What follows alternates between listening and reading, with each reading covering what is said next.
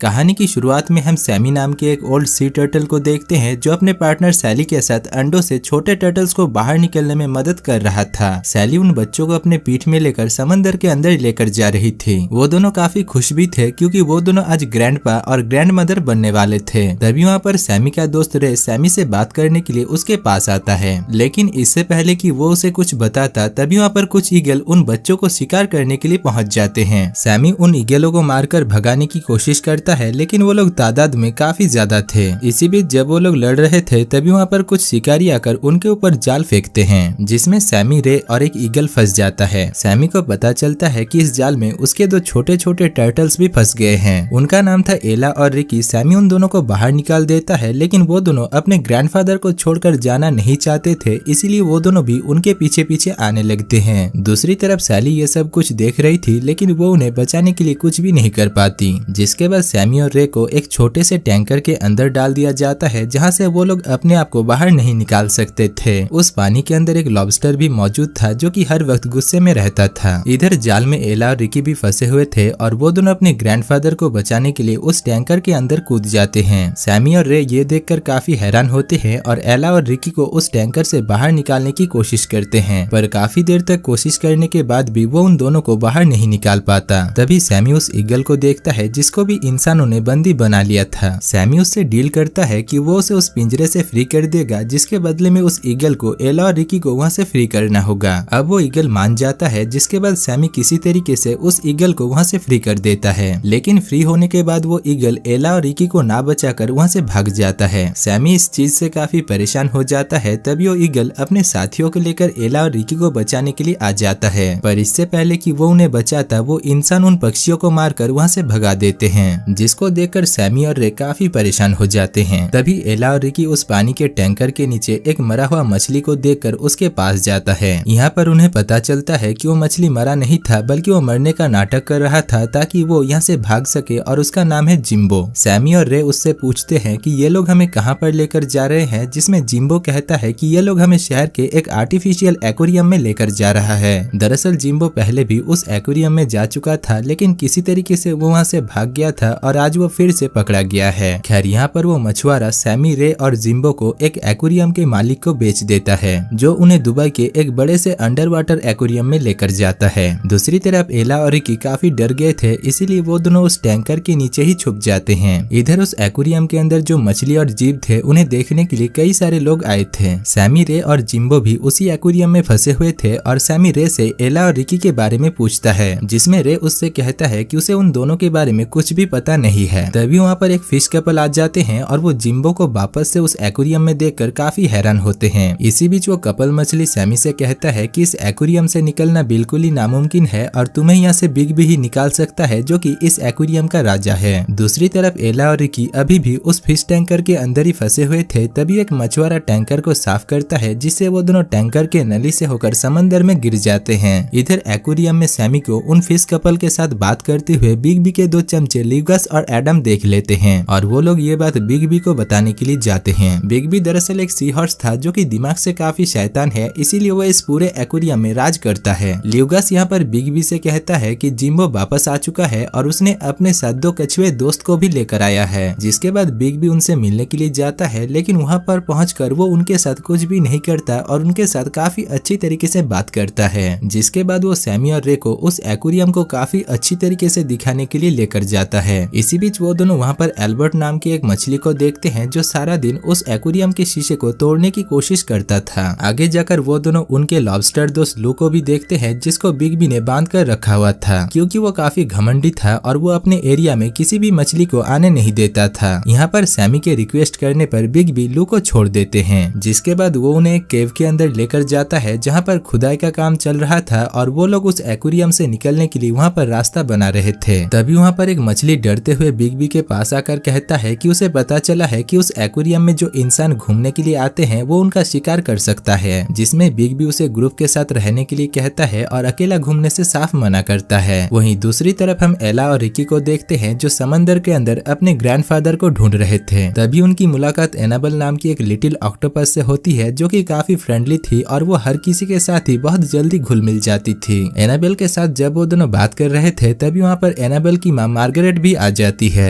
जिसको देखने के बाद वो दोनों अपने आप को उसके सामने इंट्रोड्यूस करते हैं। एला कहती है कि वो दोनों अपने ग्रैंडपा के तलाश में है, जिसको इंसानों ने एक बड़े से एक्वेरियम में लेकर गए हैं। जिसको सुनने के बाद एला के बार बार रिक्वेस्ट करने पर मार्गरेट उन दोनों को उनके ग्रैंडपा को ढूंढने में मदद करने के लिए तैयार हो जाती है और उन दोनों को लेकर उस एक्वेरियम की तरफ जाने लगती है। दूसरी तरफ लू एक्वेरियम के बाहर कुछ इंसानों को लॉबस्टर पकाकर खाते हुए देख लेता है, जिसको देखकर वो काफी डर जाता है और सैमी और रे के पास जाकर उन्हें ये बात बताता है। यहाँ पर जिम्बो भी मौजूद था, जो उन्हें उसकी पहली बार यहाँ से भागने का तरीका बताता है। वो कहता है कि उस दिन इस एक्वेरियम को साफ करने के लिए कुछ लोग आए थे, जिनके सामने वो मरने का नाटक कर रहा था, जिस वजह से वो लोग मुझे सच में मरा हुआ समझकर यहाँ से बाहर लेकर गए थे, जिसके बाद मैं किसी तरीके से वहाँ से भागने में सफल हो गया था। अब ये सब कुछ सुनने के बाद सैमी और रे उससे यहाँ से निकलने का रास्ता पूछता है। तभी वहाँ पर बिग बी भी अपने चमचों के साथ पहुँच जाता है और वो उन दोनों को बात करते हुए सुन लेता है। वो सैमी से कहता है कि उसके पास एक आइडिया है, जिसके जरिए वो लोग इस एक्वेरियम से निकल सकते हैं। जिसके बाद वो उन सभी को अपने साथ एक रास्ते में लेकर जाता है। इसी बीच वो लोग पेंगुइन के इलाके से होकर भी गुजरते हैं, जहाँ पर पाइप के खिंचाव में लू फंस जाता है। वो लोग सोचते हैं कि लू शायद मर चुका है, इसीलिए वो लोग इसका जिम्मेदार बिग बी को ठहराते हैं। लेकिन बिग बी कहता है कि उसने कुछ भी नहीं किया और लू को देखकर आना चाहिए था। जिसके बाद बिग बी उन्हें अपना दूसरा प्लान दिखाने के लिए लेकर जाता है, जिसमें उन्हें एक डॉल्फिन के मुंह में घुसकर उस एक्वेरियम के कंक्रीट केबिन के अंदर जाना था। लेकिन उसका ये प्लान भी फेल हो जाता है और वो दोनों मछलियां जो उस डॉल्फिन के मुंह में घुसकर वहां पर पहुंचे थे, वो दोनों भी मारे जाते हैं। अब उनकी मौत से भी बिग बी कुछ भी नहीं कहता और वहां से चला जाता है, जिस वजह से सैमी और रे को बिग बी के ऊपर काफी गुस्सा आता है, लेकिन वो दोनों उसके खिलाफ कुछ भी नहीं कर सकते थे। तभी वहाँ पर जिम्बो आकर सैमी से कहता है कि उसने एला और रिकी को उस एक्वेरियम के बाहर देखा। दरअसल एला और रिकी मार्गरेट के साथ उस एक्वेरियम के पास पहुंच चुके थे। इधर सैमी और रे उन दोनों से मिलने के लिए जाता है और उन दोनों को देखकर उसे काफी सुकून मिलता है, लेकिन उन दोनों से वो बात नहीं कर सकता था, क्योंकि उन दोनों के बीच में एक कांच का शीशा था। तभी वहाँ पर दो खतरनाक मछलियां एला और रिकी को शिकार करने के लिए उनके पीछे आ जाते हैं। सैमी उन्हें बताने की कोशिश करता है कि उनके पीछे दो शिकारी मछलियां हैं, लेकिन उसकी आवाज उनके पास तक नहीं पहुंचती। पर थोड़ी देर में वो दोनों उन मछलियों को देख लेते हैं और वहाँ से भागने लगते हैं। अब काफी देर तक उन मछलियों से भागते भागते वो दोनों किसी तरीके से बच जाते हैं। दूसरी तरफ सैमी और रे को एला और रिकी की काफी फिक्र हो रही थी। इसी बीच एमी एल्बर्ट को शीशा तोड़ते हुए देखकर कहता है कि तुम जितना भी कोशिश कर लो, उस शीशे को तुम नहीं तोड़ पाओगे। एल्बर्ट कहता है कि मुझे पता है कि मैं इस शीशे को तोड़ नहीं सकता, लेकिन चुपचाप बैठे रहने से बेहतर है कि मैं यहाँ से बाहर निकलने के लिए कुछ कोशिश करूँ। थोड़ी देर बाद सैमी एक ऑक्टोपस को ब्लैक सीरम निकालते हुए देखता है, जिसको देखकर उसके दिमाग में एक आइडिया आता है। दूसरी तरफ एला और रिकी जब एक्वेरियम में घुसने की कोशिश कर रहे थे, तभी उन्हें एनाबेल की चीखने की आवाज सुनाई देता है। वो एक पंख में फंसी हुई थी, जिसको देखकर वो दोनों उसके पास जाकर उसे किसी तरीके से वहाँ से फ्री कर देते हैं। जिसके बाद एनाबेल उन दोनों की मदद करने के लिए अपनी माँ मार्गरेट को बुलाने के लिए चली जाती है।